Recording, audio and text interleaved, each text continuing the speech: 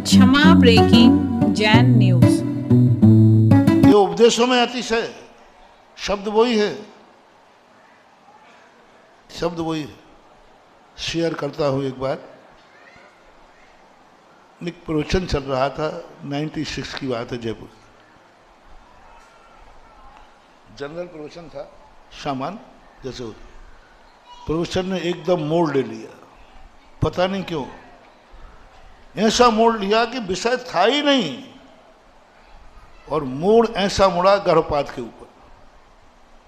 अब मैं परेशान कि ये प्रवचन की ना तो श्रृंखला है और ना मेरा विषय है, और मैंने 3 बार कट किया कि मैं अपने मूल विषय पे आ जाएं, लेकिन कोई ना कोई एक शब्द ऐसा निकले कि विषय फिर वहाँ चला जाए।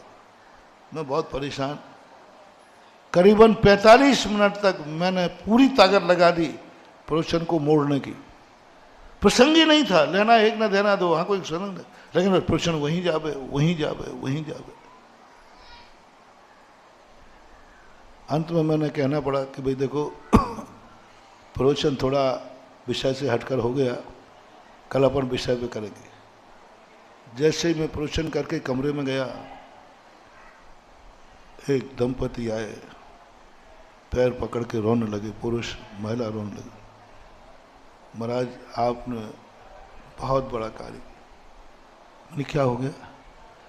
बोले मैंने एवर्सन कराने का अपॉइंटमेंट का समय ले लिया था अस्पताल में। दोनों गर्भपात कराने जा रहे थे, जो भी उनका मैं प्राइवेट सीरियल था, मैटर था, वो मैं उस पर कोई ना मैंने पूछा ना मुझे मतलब था। अपॉइंटमेंट था, मात्र उसने तो 15-20 मिनट की देरी थी, बाजू में अस्पताल था।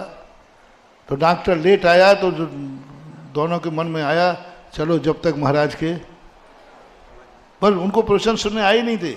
डॉक्टर नहीं आने से उन्होंने कहा थोड़ी देर चलो महाराज के प्रवचन सुनते हैं खड़े खड़े, और वो पंडाल के बाहर खड़े हो गए। अब बार बार उनके अंदर जो पेट में बच्चा था वो मुझे झकझोर रहा था, आप सारे प्रवचन छोड़ो, मेरी जिंदगी का सवाल है, मुझे बचाओ, मैं दंग रह रहा हूं। मेरी जिंदगी में आज तक पहली बार ऐसा हुआ उस प्रसंग में, उसके बाद तो कई बार हुआ।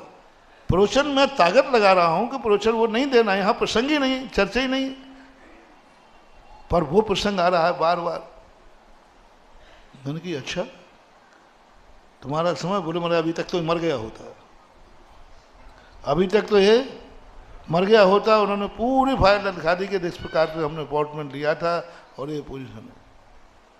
मैंने आंख बंद कर ली, मैंने कहा वाह रे बेटा, आज तेरा पुण्य इतना है, तूने साधु को मोड़ दिया।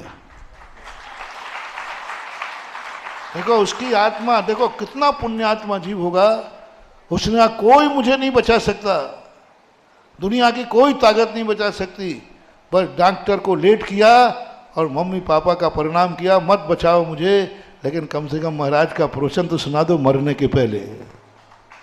और वो 2-5-10 मिनट के लिए खड़े हो गए, प्रवचन पूरा बदल गया। मन के अब क्या विचार है? बोले महाराज आपने जो प्रवचन दिया, मैं तो नागिन बनने जा रहे थे, और बस महाराज अब आज कभी नहीं कराऊंगा। और वो बच्चे का, बेटे का जन्म हुआ, पूर्ण स्वस्थ है वो, आज बहुत बड़ा कमाने वाला, उनके घर का सबसे बड़ा आदमी है, करोड़ों रुपए से खेल रहा है। और आज भी उनके माँ बाप आते हैं, वो एक ही कहते ये बेटा मेरा नहीं है, मैं तो इसकी हत्यारन हूँ, दुश्मन हूँ, ये बेटा तो महाराज जी की कृपा से बचा है। बोलो महानुभाव, सोचो, बोलो इस प्रवचन में जो हमारा उस तरह मेरा शेयर कितना होगा, कितना शेयर होगा? बोलो, एक जीव का मरना निश्चित है, और प्रवचन को मुड़ा और उसकी जान बची। अब ऐसे प्रवचन में, प्रवचन के देने के पहले अतिशय नहीं था, अब प्रवचन के बाद इस प्रवचन में 1000 गुना अतिशय बढ़ेगा, एक जीव को बचाया। और अब जिंदगी में वो जितने अच्छे कार्य कर रहा है वो तो कमीशन स्थायी हो गया, स्थायी होगा। और उसने भी, माँ बाप ने अपने बेटे को सब कुछ बता दिया। वो भी आज यही बात कहता है, आज गुरु कृपा से। अब बोलो वो मुझे कितनी दुआ देता है, आप लोग कल्पना करो ना। मेरे कारण नहीं, उसकी दुआ के कारण मेरे प्रवचन में अतिशय है। जो तुम कहते हो महाराज जो बोलते हैं हो जाता है, ये मेरी कोई साधना भावना नहीं है, मेरी कोई शक्ति नहीं, मैं तो बहुत छोटा सा साधु हूं। लेकिन उसकी दुआ ने इस वाणी को इतना चमत्कारी बना दिया कि नहीं, तुम प्रवचन दो, तुम्हारे प्रश्न में वो ताकत है कि एक व्यक्ति की जिंदगी बच सकती है। ऐसा होता है। बस वही करुणा, कहें सीख गुरु करुणादार, बस वही करुणा। तो हमें ये भी देखना पड़ता है, क्योंकि हम भी फोकटिया नहीं, आखिर खाता तो बनिया ही का हूँ। तो कभी भी कुछ कार्य करते समय तुरंत देखता हूँ कोई कमाई मुवाई है कि नहीं, कि यूँ चिल्लाते जा रहा हूँ। हाँ, आजकल तो मैं पूरा 100% बढ़िया बन गया हूँ। कोई भी चीज़ में सबसे पहले देखता हूँ कमाई है कि नहीं। मैं प्रवचन दूंगा तो प्रवचन की कमाई है कि नहीं,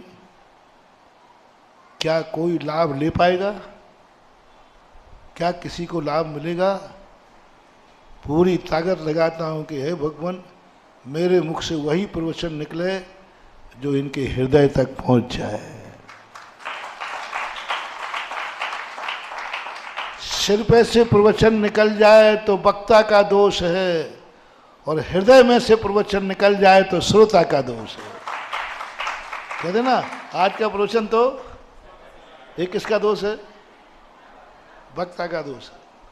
और हृदय में चला जाए और फिर निकल जाए तो श्रोता का दोष है।